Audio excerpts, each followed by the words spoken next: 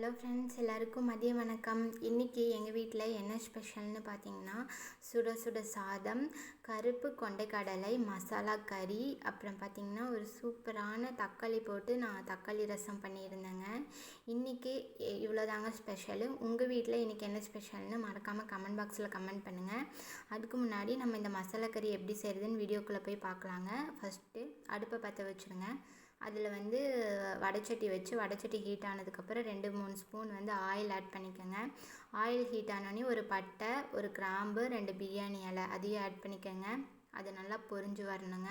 Next பார்த்திங்கன்னா பெரிய size பெரிய வெங்காயத்தை குட்டி குட்டியாக நறுக்கி அதையும் ஆட் பண்ணிவிட்டு ஒரு பச்சை மிளகா ஆட் பண்ணிக்கோங்க. நான் காரம் அதிகமாக இருக்கிறனால ஒரு பச்சை மிளகா தான் ஆட் பண்ணியிருக்கேன். உங்களுக்கு காரத்துக்கு தகுந்த மாதிரி நீங்கள் 2-3 பச்சை மிளகா ஆட் பண்ணிக்கலாம். அதுக்கப்புறம் பார்த்திங்கன்னா இஞ்சி பூண்டு பேஸ்ட்டு ஒரு ஸ்பூன் ஆட் பண்ணியிருக்கேங்க. அதையும் நல்லா கலந்து விட்டுக்கோங்க. வெங்காயம் நல்லா கண்ணாடி பதத்துக்கு வரணுங்க. அதுக்கு முன்னாடி நீங்கள் இது ஆட் பண்ணக்கூடாது. அதுக்கப்புறம் நான் என்ன ஆட் பண்ணியிருக்கேன்னு பார்த்தீங்கன்னா, சின்ன சைஸ் தக்காளினா நீங்கள் 2 ஆட் பண்ணிக்கோங்க.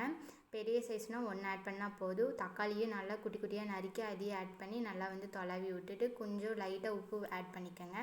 அடுத்தது என்னென்ன மசாலா ஆட் பண்ணியிருக்கேன்னா, மஞ்சத்தூளுங்க, மிளகாய்த்தூள், அதுக்கப்புறம் மல்லித்தூள், அதுக்கப்புறம் பார்த்திங்கன்னா கறி மசால் தூள் ஆட் பண்ணியிருக்கேன். அதுக்கப்புறம் குழம்பு மிளகாய் தூள் ஆட் பண்ணியிருக்கேன். எல்லாமே நான் ஒவ்வொரு ஸ்பூன் தான் ஆட் பண்ணியிருக்கேன். நான் காரம் நாங்கள் கம்மியாக சாப்பிட்றதுனால, உங்களுக்கு காரம் ஜாஸ்தியாக வேணும்னா நீங்கள் அதில் 2 ஸ்பூன் ஆட் பண்ணிக்கிட்டிங்களா போதுங்க. அதுக்கப்புறம் நல்லா தொலவி விட்டுட்டு வேக வச்சுருந்த கொண்டைக்கடலை எடுத்து அதில் ஆட் பண்ணி நல்லா ஒரு டைம் கலந்து விட்டுக்கோங்க. நீங்கள் வேக வைக்கும் போதே கொண்டைக்கடலைக்கு உப்பு போட்டு வேக வச்சுருங்க. 2 விசில் விட்டால் கூட போதும். அதுக்கப்புறம் அந்த வேக வச்ச தண்ணியை நீங்கள் இந்த கிரேவியில் கொஞ்சம் ஆட் பண்ணிக்கோங்க. ரொம்ப தண்ணியை ஊற்றினீங்கன்னா நல்லா இருக்காதுங்க. அளவான தண்ணி ஊற்றினீங்கன்னா போதும். ஒரு 5 மினிட்ஸ் குக் பண்ணிங்கன்னா சூப்பரான கொண்டைக்கடலை மசாலா கறி தயார். இந்த வீடியோ உங்களுக்கு பிடிச்சிருந்தா கமெண்ட் பாக்ஸில் கமெண்ட் பண்ணுங்கள், லைக் பண்ணுங்கள். நம்ம சேனலை மறக்காமல் சப்ஸ்கிரைப் பண்ணிக்கோங்க. இந்த டிஷ்ஷை நீங்கள் ட்ரை பண்ணி பாருங்கள் ஃப்ரெண்ட்ஸ். நம்ம மறுபடியும் நாளைக்கு நெக்ஸ்ட் வீடியோவில் பார்க்கலாம். பாய்.